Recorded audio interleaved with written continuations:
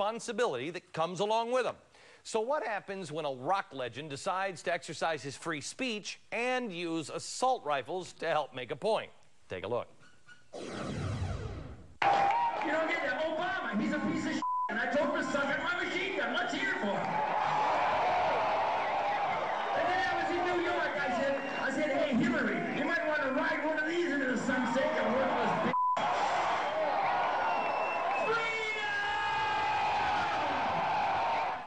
All right, look, I am no stranger to getting criticized when my words have been taken out of context, and also being criticized when I deserve it, because I stink sometimes. But that clip from the Nudge just seems a little hard to understand. You know, I'm not necessarily clear on his intent here.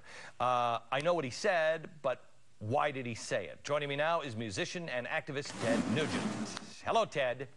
You're still mad at me from this morning, aren't you, Ted? Bottom line is, I think your representation on the radio this morning, which, by the way, I'm not mad at you at all. I love you madly.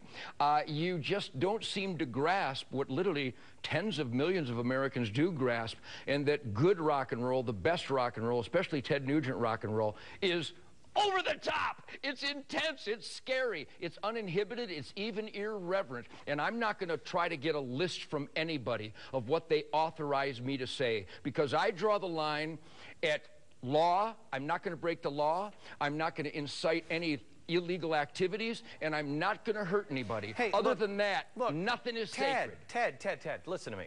I'm not saying you don't have a right. I don't say you don't have a right to say it. I'm not saying you did anything illegal. What I'm saying to you is the same thing that I would say to, I hate to compare you to this, but a porn producer. You have a right to make, you have a right to make any kind of porn you want. You have a responsibility not to. My problem is, if you would have held the gun up and said, hey, Michael Bloomberg, freedom! If you would have done that, wouldn't have had a problem. But you're combining the gun with saying, Hillary Clinton, suck on this. If Barbara Streisand would have done that at her concert, which, I mean, I would know she might have already done that. I don't know anybody that goes to Barbara Streisand concerts. If she would have done it, I would have taken a hard stand against her and say, you don't say that about the president or whatever, no matter how much you dislike him. It's the imagery, and it's the responsibility not to.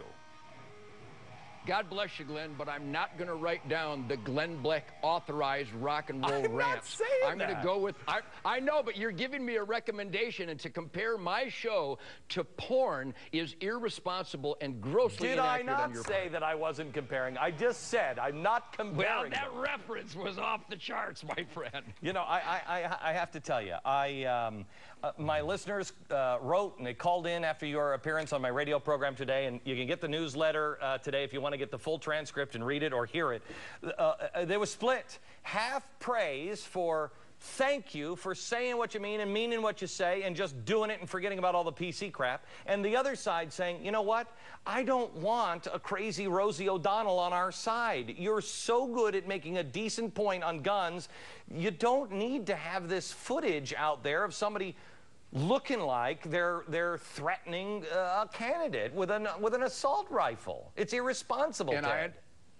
I understand that line drawn in the sand, but I got to tell you, Glenn, it's a stream of consciousness when I'm rocking and rolling. It is uninhibited. It is irreverent, and you're missing the point. Why don't you admit it, Glenn? It's too intense for you. But I meant no harm. No harm occurred. No one got hurt. Look, no threats were made, and everybody there had a great time. It's I'm not saying that. I'm not saying that, Ted. Look.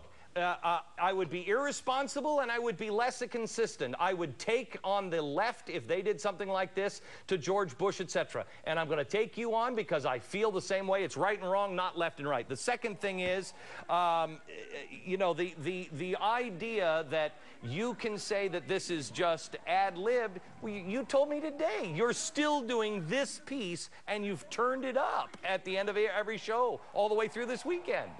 Because the tour gets more intense as it rolls on, and the audience's response is intoxicating. The people get a great laugh out of it. The laughter is universal, Glenn. You're right. Half of my emailers at tednugent.com said that Glenn doesn't get it. The other half said, God bless Glenn Beck for at least facilitating a dialogue, and I send you a salute for that myself.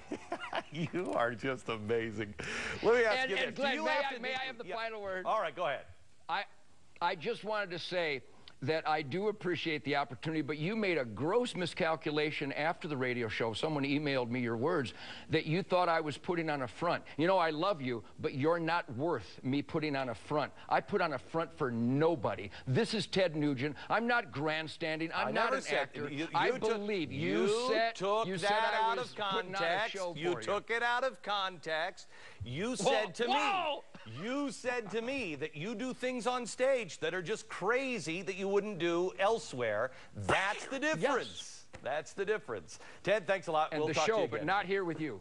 God bless you. All right, God bless you. On tomorrow's program, I'm going to have an update on President Bush's new tough talk on Iran's oppressive